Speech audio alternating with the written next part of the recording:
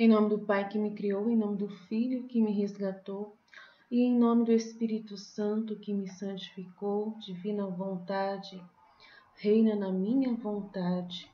Ó minha mãe, eu te amo e tu me amas. Dai-me um gole da vontade divina à minha alma. Me abençoa, Mãe, para que todas as minhas ações sejam feitas diante de vossos olhos maternais. Em nome do Pai, do Filho e do Espírito Santo. Amém.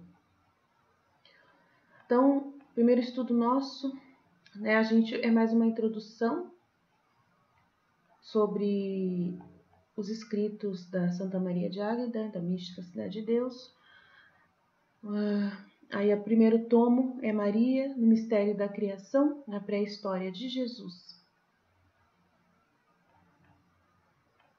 Aí vai ter, resumindo aqui.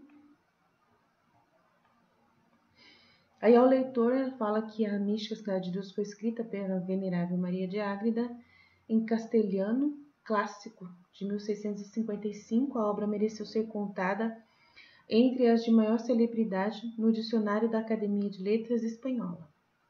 Universalmente conhecida, foi traduzida para o latim, francês, português, alemão, flamenco, italiano, inglês, grego e árabe. Através dos 3 séculos, tem servido de fonte para estudos e escritos sobre Maria Santíssima. Contudo, é preciso confessá-lo, nem sempre a citaram como seria de obrigação e justiça. Então, normalmente não citam ela, Foi muito estudada e discutida por teólogos, contou com amigos e adversários, mas a última palavra foi dita pela Igreja. Numerosos papas a aprovaram no correr de 3 séculos. Em nossos tempos, o Paulo VI, em 1966, enviou ao mosteiro de Ágreda um círio simbólico como homenagem à escritora por ocasião do 3º centenário de sua morte. É uma obra antiquada? Deus e suas manifestações são sempre antigas e sempre novas, no dizer de Santo Agostinho. As relações entre Deus e o homem variam em suas expressões conforme as épocas e os indivíduos, mas não em sua essência. Deus é sempre o Criador e o homem sua criatura. Cristo é sempre o Filho de Deus, Salvador do homem, se este aceitar e cooperar nessa salvação. A salvação foi preparada com a criação de uma criatura imaculada, Virgem Maria, e inaugurou-se pela encarnação do Verbo em seu puríssimo seio. Mãe de Jesus Cristo, cabeça da raça humana, tornou-se mãe universal de todos os homens. Distribuidora dos tesouros da redenção, é a medianeira entre seu Filho, por natureza, Jesus Cristo, e seus filhos pela graça, os homens. Sendo Maria o caminho que o Filho de Deus trilhou para descer ao homem, é o mesmo para o homem subir a Deus. Estas verdades produzem para a criatura humana efeitos diversos, conforme forem cridas ou não, aceitas ou rejeitadas, observadas ou transgredidas. Em si, porém, são indefectíveis e imutáveis.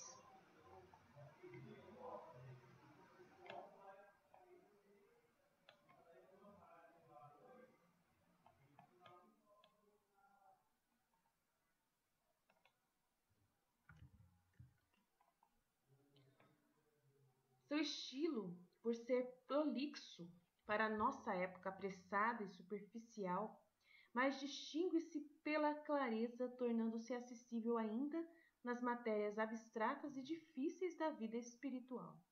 Há partes que serão mais apreciadas pelos estudiosos, mariologistas. Santa Maria de Ágreda é a escritora da Mística Cidade de Deus. Dou-lhe o nome de escritora e não de autora, para respeitar o que mais de uma vez ela declara, dirigindo-se a Nossa Senhora. Tua é, Senhora, a glória, e tua é também esta obra que eu escrevi. Não só porque é de tua vida santíssima e admirável, mas também porque foste tu que lhe deste princípio, continuidade e fim. Se tu mesma não fosses a sua autora e mestra, jamais teria passado pelo pensamento humano. Escrevi só o que me ensinaste e mandaste. Sou apenas o mudo instrumento de tua língua, movido e guiado por tua sabedoria. Maria de Jesus de Ágreda nasceu em 1602, na vila de Ágreda, Espanha, filha de Francisco Coronel e Catarina de Arana. Teve toda esta família o singular privilégio de se consagrar a Deus na vida religiosa, a mãe com 2 filhas na Ordem da Imaculada Conceição e o pai com 2 filhos na Ordem de São Francisco. Nossa, que incrível isso, né? A Ordem das Monjas da Imaculada Conceição, os concepcionistas, de vida contemplativa, foi fundada em 1489 em Toledo, na Espanha, por Santa Beatriz da Silva, uma dama portuguesa. Foi o primeiro instituto da Igreja criado em honra do privilégio mariano, naquele tempo ainda discutido pelos estudiosos. A finalidade deste instituto era dar testemunho vivencial na fé da Imaculada Concepção da Mãe de Deus, honrando Nossa Senhora, isenta de todo pecado, pela imitação de sua vida e virtudes, e pelo culto especial a ela tributado. Então, a Mariana de Jesus Torres, nós também narramos a vida dela aqui no nosso canal, e é incrível a história desse convento, o amor de Maria por esse convento, tá? Por essa ordem religiosa das concepcionistas, é um amor muito grande de Maria por elas. Maria de Jesus, destinada à especial missão de escrever a vida de Nossa Senhora, através de comunicações espirituais, teve desde a infância existência fora dos moldes comuns.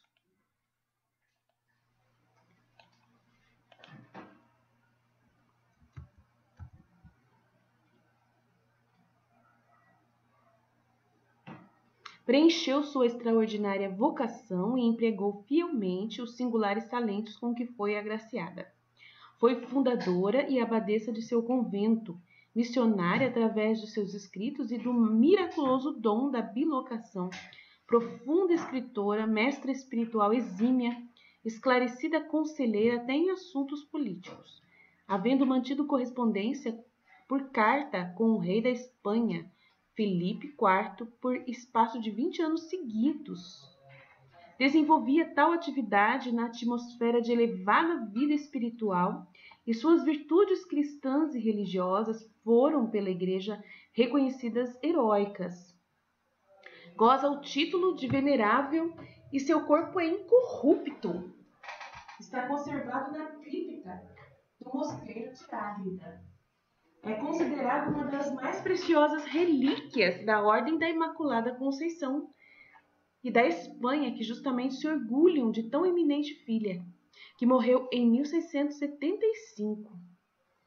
Uma doutora mariana, Madre Maria de Jesus, escreve com método, simplicidade e profundidade, unção e piedade, sem se desviar da reta doutrina católica.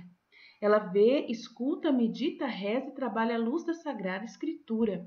Suas explicações, comentários, descrições, raciocínios e argumentos são extraídos das páginas bíblicas e construídos sobre a base inabalável da palavra divina. Esta extraordinária monja tem o mérito de haver aprofundado com rara clareza e segurança para o seu tempo a doutrina da Imaculada Conceição, tal como a Igreja a definiria 200 anos mais tarde ao proclamá-la o dogma, em 1854. Então, a gente vai passar para frente, né? Aí, aqui na frente, ela vai falar para a gente a declaração dela. Esta divina história, como em toda ela, fica repetida.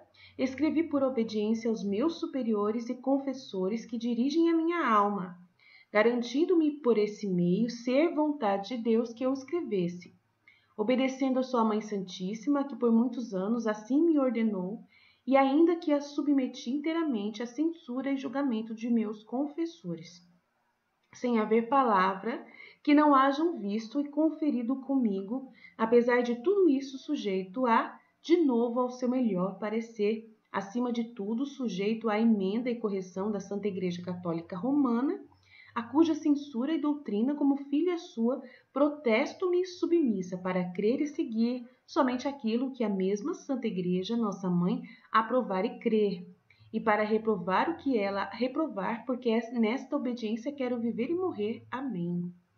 Então, é muito lindo. Aí tem uma introdução onde ela fala que ela escreveu, depois ela perdeu, né?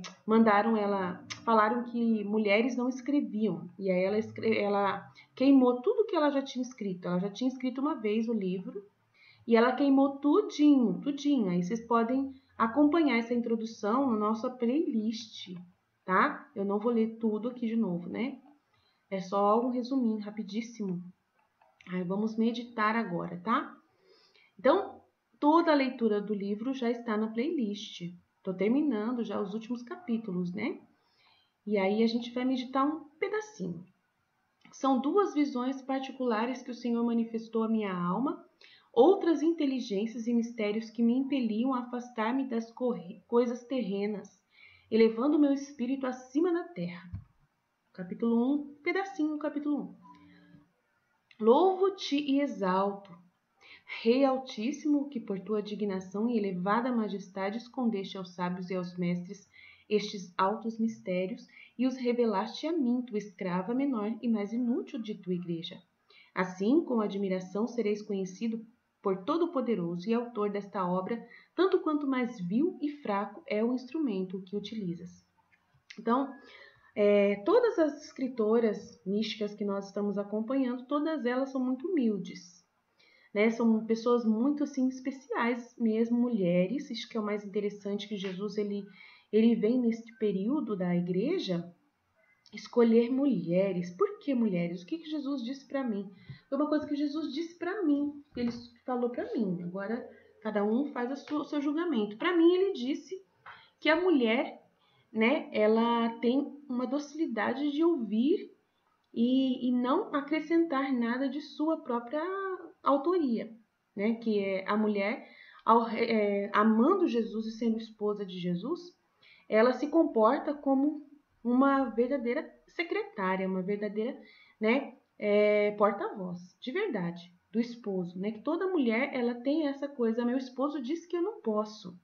Meu esposo mandou falar que é assim.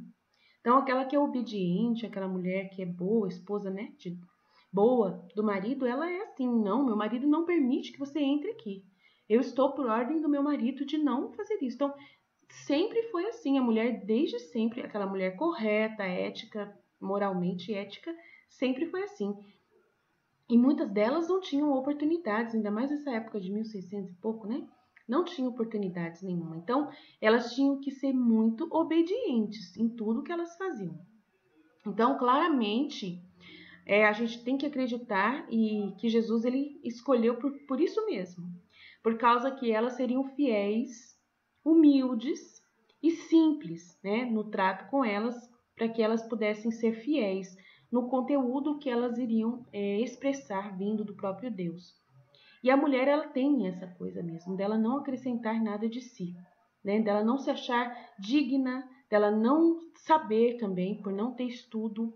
Jesus escolheu mulheres que não tinham estudo muito elevado, mas que tinham, né, uma presteza de inteligência, mas que ele poderia moldar essas mulheres, né? Santa Faustina era super humilde, tá? A Luísa Picarreta só tinha segunda série, tá? Só sabia escrever, olhe lá, né? E a mística, a Santa Águeda é uma monja, então a monja também naquela época não tinha faculdade, não tinha nada como tem hoje as religiosas fazem faculdade. Então, mudou. Ele escolheu nesse tempo, né? A Maria Valtorta, ela estudou, mas estudou pouco também, não foi tanto assim, né? Mas era uma boa aluna na escola. E ela era uma escritora nata, de uma natureza. Mas quem fez todo o trabalho mesmo foi Jesus. Elas todas só copiavam, né? O que Jesus colocava, o que Jesus expressava, né? E no caso da Santa Águeda, ela teve muita ajuda de anjos, né? Eles ajudavam ela mesma, ela percebia a ação, né? E ela tinha êxtases muito grandes que ela saía do chão, ela além de bilocar, ela também saía do chão. Ela esqueço o nome, como fala, as expressões dos dons dela, né? Mas ela saía do chão, ela flutuava, né, do chão. É muito incrível. Então ela vai explicar na introdução dela que ela teve ajuda mesmo dos anjos e tudo mais, e todo o livro dela está com passagens bíblicas, como está aqui, ó. Tem passagens bíblicas para a gente conferir. Então, realmente, Jesus ele vai escolher mulheres que ele tem certeza que elas vão ser fiéis ao que ele, né, comunicou, para serem porta-vozes perfeitas. Então, isso que me chama muita atenção. O estado de alma da escritora, depois das longas resistências que eu referi acima, né, na introdução, de infundados temores que ela teve, tá? A vontade humana permite esses temores, é normal, tá? No caso aqui não tem ainda a divina vontade, né? Ela ainda não tinha o conhecimento da divina vontade. Então ela escreve ainda na vontade humana esse livro, né? Esse livro está totalmente, as opiniões dela são de fundamento humano, tá? O fundamento ainda é humano, mas como ela é obediente ao conteúdo divino, então a gente não tem problema de ler esses escritos e sempre atentas, né, ao contexto humano dela, que ela coloca, e os contextos que são comunicados e que são recebidos por ela no contexto humano, de temores e tudo mais. Esses temores, medo, tudo é vontade humana que dá esses temores, tá? Então a gente tem que ter o cuidado.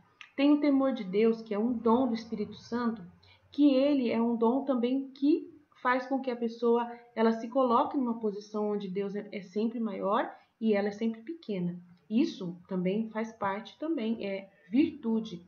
Então, não tem questão da gente né, acabar encontrando esses relatos dela com muito temor, né, com muito temor, né? E a gente tem que ter esse cuidado de respeitar esse temor que ela tem, porque a gente ainda está começando a viver na divina vontade. Então, é difícil a gente compreender ainda tudo que Jesus ainda quer nos mostrar na vida na divina vontade. Mas a gente vai começar a compreender nos traços de Maria como ela vivia na divina vontade, essa segurança, essa confiança em Deus, que ela mesma conta no livro dos 31 dias com Maria, que ela tinha uma confiança muito grande em Jesus. Então, em Deus também, em Deus, em direção a Deus. E a gente vai começar a compreender isso também no conteúdo que Maria expressa, né? Os comportamentos da divina vontade em Maria e os comportamentos da vontade humana da Escritura. E também vamos tentar, né, alencar tudo aqui.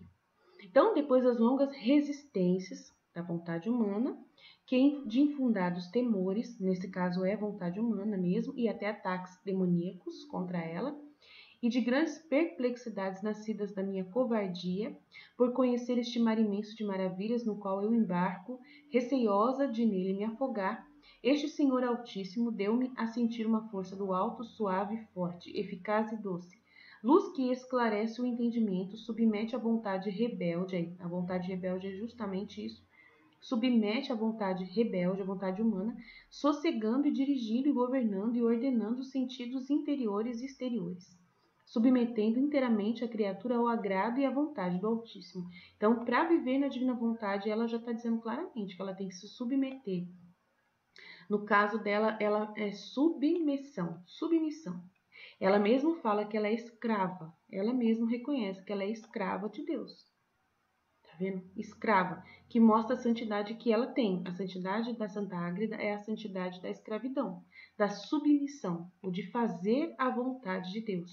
Não é uma santidade ainda ensinada, a santidade da divina vontade, tá? Não é ensinada ainda nesse tempo. Então, a gente precisa já ver esses sinais que ela vai demonstrar, tá bom? Luz que esclarece o entendimento, então submete a vontade humana, no caso ela é escrava, tá? Mas não deixa de ser santa, santidade humana, tá? Submetendo inteiramente a criatura ao agrado e vontade do Altíssimo para procurar em tudo e somente sua honra e glória. Estando nesta disposição, eu ouvi a voz do Todo-Poderoso que fortemente me chamava e atraía para si. Elevava minha habitação ao alto e fortalecia contra os leões, a rugir famintos procurando afastar minha alma do bem, que lhe ofereciam no conhecimento dos grandes sacramentos encerrados neste tabernáculo e santa cidade de Deus. Libertou-me das portas da tribulação por onde me convidavam a entrar, cercada pelas dores da morte e da perdição, rodeada pela chama desta Sodoma e Gomorra, Sodoma e Babilônia, onde vivemos, né, o mundo. Procuravam me transviar para que cegamente voltasse e me entregasse a ela, oferecendo objetos de aparente deleite aos meus sentidos, sugestionando-os com falsidade, dolo, tentação. De todos estes laços preparados aos meus pés, livrou-me o Altíssimo, elevando o meu espírito e instruindo-me com eficazes admoestações no caminho da perfeição. Convidou-me a uma vida espiritualizada e angélica em carne mortal, obrigando-me a viver tão solícita que no meio da fornalha não me tocasse o fogo. e me livrasse da língua iníqua, quando muitas vezes me contava mentiras terrenas, né? No caso dos demônios e a língua dos seres humanos mesmo. Chamou-me Sua Alteza, a Nossa Senhora, Jesus, né, Deus, para me levantar do pó e da fraqueza causada pela lei do pecado e resistir aos efeitos herdados da natureza corrompida, da vontade humana, dominando-me em suas desordenadas inclinações. Devia destruí-las na presença da luz e elevar-me sobre mim mesma, tá vendo? Se destruir a si mesma. Mesmo ela fazendo tudo isso, ela não conhecia ainda a divina vontade, tá? Com força do poderoso Deus, correções de pai, carinhos de esposo, muitas vezes me chamava e dizia: Pomba minha e obra de minhas mãos, levanta-te e apressa-te. Vem a mim que sou luz e caminho, e quem me segue não anda nas trevas. Vem a mim que sou verdade infalível, santidade verdadeira, sou poderoso e o sábio e mendedor dos sábios. Então, Deus, o próprio Deus, ó, já falando com ela, tá bom? Jesus, o esposo da alma dela, tá? Efeitos da palavra divina. Essas palavras produziram em mim efeitos de flechas de doce amor, admiração, reverência e também de temor, de conhecimento dos meus pecados e de covardia com que me retraía e aniquilava. O Senhor me dizia, vem alma, vem que sou teu Deus onipotente, e ainda que tenha sido pródiga e pecadora, ergue-te e vem a mim que sou teu pai, recebe a estola de minha amizade e o anel da esposa. 6 anjos auxiliam ela. Encontrando-me neste estado, vi certo dia 6 anjos, como já disse. O Senhor designou para me assistirem neste trabalho de escrever a vida de Nossa Senhora, e em outras ocasiões de combate. Eles me purificaram, prepararam e em seguida apresentaram-me ao Senhor. Sua Majestade deu à minha alma nova luz e capacidade semelhante à da glória, que me fortificou e me deu aptidão para ver e conhecer o que está acima das forças de criatura terrena. Em seguida vi outros 2 anjos de hierarquia maior, que me atraíam fortemente ao Senhor e compreendi que eram muito misteriosos e que me queriam manifestar altos e escondidos sacramentos. Né? Que é mistério, sacramento significa mistérios. Respondi-lhes prontamente, ansiosa por gozar daquele bem que me anunciava em ardente afeto, declarei minha disposição para ver o que me queriam mostrar e misteriosamente me escondiam. Imediatamente, com muita severidade, responderam: Detente, alma! Voltei-me para eles e lhes disse: Príncipes do poderoso e mensageiros do grande rei, por que tendo me chamado agora me detendes assim, contrariando meu desejo e retardando meu gozo de alegria? Que força e poder é o vosso que me chama, me empolga e ao mesmo tempo me atrai e me detém? Atraindo-me pelos perfumes do meu amado Senhor, me detendes com prisões tão fortes, dizei-me a causa disso. Responderam-me: é necessário, alma, vir descalça e despida de todos os teus apetites e paixões, para conhecer estes altos mistérios que não admitem nem são compatíveis com inclinações contrárias. Descalça-te como Moisés, conforme lhe foi ordenado, para ver aquela milagrosa sarça. Então, ela totalmente, né, se purificar de toda a vontade humana, né, dos seus apetites e paixões, dos seus gostos, né, que é um processo ainda de purificação inicial, né, que Jesus faz com todos aqueles que ele chama para a santidade da divina vontade. Mas ainda não é morrer para a vontade humana dela, tá? Isso aqui é ela morrer para o pecado, tá? Morrer para o pecado é diferente. Príncipes e senhores meus, respondi, muito foi pedido a Moisés para, em natureza terrena, ter operações angélicas. Todavia, ele era santo e justo, e eu, pecadora, cheia de misérias. Perturba-se meu coração e lamento a servidão da lei do pecado, que sinto em meus membros contrária do espírito. A isto disseram-me, alma, coisa muito difícil ser-te-ia pedida se dependesse apenas de tuas forças. O Altíssimo, porém, que pede e quer esta sua disposição, é poderoso e não negará o seu auxílio, se de coração a pedirdes e te dispuseres para recebê-la. Seu poder, que fazia arder a sarça sem queimar-se, poderá fazer com que a alma presa e cercada pelo fogo das paixões não se queime, desejando ela libertar-se. Se ela deseja, é a intenção dela de libertar-se das paixões. Isso já demonstra muita coisa, tá vendo? Sua Majestade pede o que quer e pode quando pede, e com sua fortaleza será capaz do que te manda. Descalça-te e chora amargamente, clama do íntimo do teu coração para que seja ouvida a tua oração e se cumpra o teu desejo. Então, tudo isso que está acontecendo com a Santa Maria de Ágreda, claramente é o mesmo que acontece com todos os filhos da divina vontade que começam a caminhada na divina vontade. Ele vai pedir exatamente a mesma coisa para todos nós, para a gente se despir do pecado. No primeiro momento, se despir dos pecados, né? De todo o apego humano que você tem, né? Aqui é pecado, isso aqui ela está dizendo mesmo, para ela parar com os seus gostos, com os pecados, né? Então já está dizendo para ela que ela tem que estar em estado de graça. Isso já é o básico, é o principal começo para uma pessoa que quer chegar a essa santidade da divina vontade. Então, não tem muito o que falar, tá? É tudo isso aqui, eu não vou me alongar mais referente a isso, porque é muito claro, né? Aí a gente vai para o livro do céu. O livro do céu vai nos fazer esse processo todo aos poucos, então eu não vou me alongar aqui. É claramente o processo inicial de todas as almas para caminhar com Deus. Jesus faz esse processo com a gente, através do livro do céu. Dos 10 primeiros volumes é só isso, e a gente vai estudar aqui bastante, amém? Estivemos reunidos, continuaremos sempre no amor e na misericórdia desse Deus Todo-Poderoso, Pai, Filho e Espírito Santo, amém, Jesus? Eu confio em vós, fiat, fiat, fiat.